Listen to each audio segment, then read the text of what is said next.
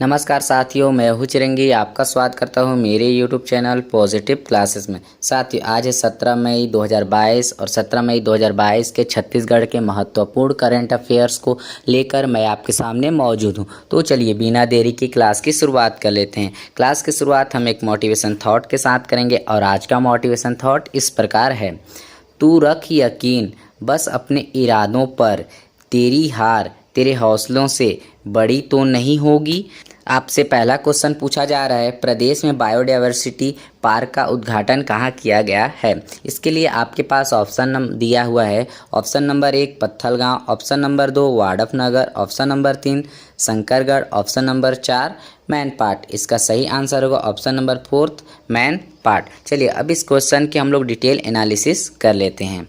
Heading डाल लीजिएगा biodiversity park. इनसे कुछ की पॉइंट्स बनते हैं, उन की पॉइंट्स को आपको याद करना है। पहला की पॉइंट्स की बायोडायवर्सिटी पार्क की स्थापना कहाँ पर हुआ, तो यह मैनपाट में हुआ। मैनपाट कौन से जिला में आता है, तो मैनपाट यह सरगुजा जिला में आता है। इसका उद्घाटन किसने किया, तो इसका उद्घाटन श्री अमरजीत भगत जी ने किया। और श्री अमरजीत भगत कौन है, तो ये हमारे छत्तीसगढ़ के खाद्य नागरिक एवं उपभोक्ता संरक्षण मंत्री हैं। तो बायोडायवर्सिटी पार्क से क्या क्या आप लोग याद रखेंगे कि बायोडायवर्सिटी पार्क की स्थापना कहाँ पर की गई, तो इसकी स्थापना मैनपाट में की गई। और मैनपाट कौन से जिला में आता है, तो यह सरगुजा जिला में आता है। और बायोडायवर्सिटी पार्क का उद्घाटन किसने किया, तो बायोडायवर्सिटी पार्क का उद्घाटन श्री अमरजीत भगत ने किया। और श्री अमरजीत भगत कौन है, तो ये छत्तीसगढ़ के खाद्य नागरिक एवं उपभोक्ता संरक्षण मंत्री हैं। साथियों, मैनपाट से कुछ बेसिक जानकारियाँ बनती हैं, उन बेसिक जानकारी को भी हम लोग याद कर लेते हैं। पहला बेसिक जानकारी कि मैनपाट कौन से जिला के अंतर्गत आता है, तो यह सरगुजा जिला के अंतर्गत आता है। और यह कौन से प्राकृतिक प्रदेश के अंतर्गत आता है, तो यह जसपुर पाट के अंतर्गत आता है। तीसरा की फैक्ट कि छत्तीसगढ़ का सबसे ऊंचा पाट कौन सा है, तो वह मैनपाट है, जिसकी ऊंचाई 1152 मीटर है। मैनपाट में ही सन 1962 में तिब्बतियों को बसाया गया था। और लास्ट पॉइंट यह याद रख सकते हैं कि यहीं पर मांड नदी का उद्गम हुआ है। मैनपाट से क्या क्या की फैक्ट याद कर सकते हैं कि मैनपाट कौन से जिला में पड़ता है, तो यह सरगुजा जिला में पड़ता है। दूसरा की फैक्ट कि यह कौन से प्राकृतिक प्रदेश के अंतर्गत आता है, तो यह जसपुर सामरी पाट प्रदेश के अंतर्गत आता है।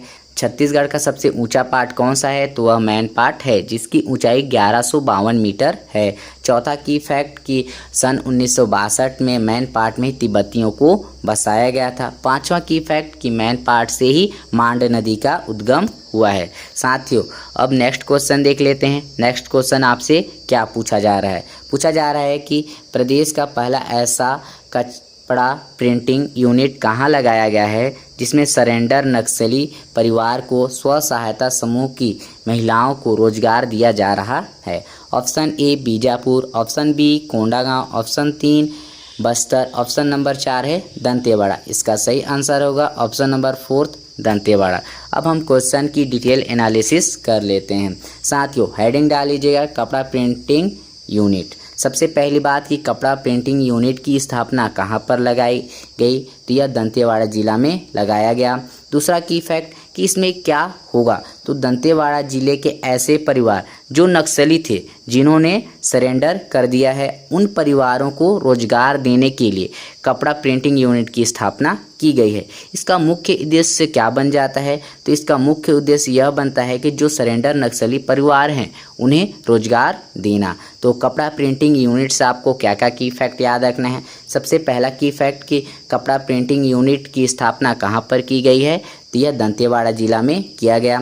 दूसरा की फैक्ट इसमें क्या होगा, तो दंतेवाड़ा जिले के ऐसे परिवार जो नक्सली थे और उन्होंने क्या कर लिया, अपने आप को सरेंडर कर लिया था, उन परिवारों को रोजगार देने के लिए कपड़ा प्रिंटिंग यूनिट की स्थापना की गई है। इसका मुख्य उद्देश्य क्या बन जाता है, तब सरेंडर नक्सली परिवारों को रोजगार देना। साथियों, अब हम आए हैं दंतेवाड़ा के जिले में, तो दंतेवाड़ा जिले की भी कुछ बेसिक जानकारी को भी याद कर लेते हैं। पहला जानकारी कि दंतेवाड़ा की स्थापना कब होती है, तो दंतेवाड़ा की स्थापना सन 1998 में होती है।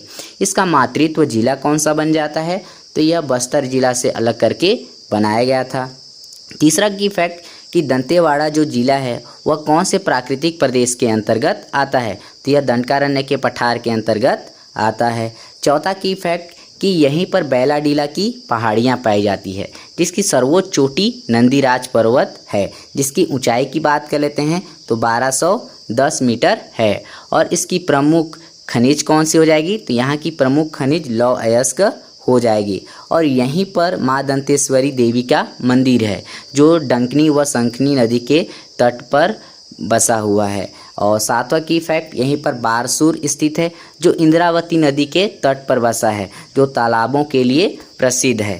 साथियों, अब हम अगला क्वेश्चन देख लेते हैं। अगला क्वेश्चन क्या पूछा जा रहा है छत्तीसगढ़ का ऐसा कौन सा जिला है जो झाड़ू निर्माण एवं मार्केटिंग का हब बन गया है।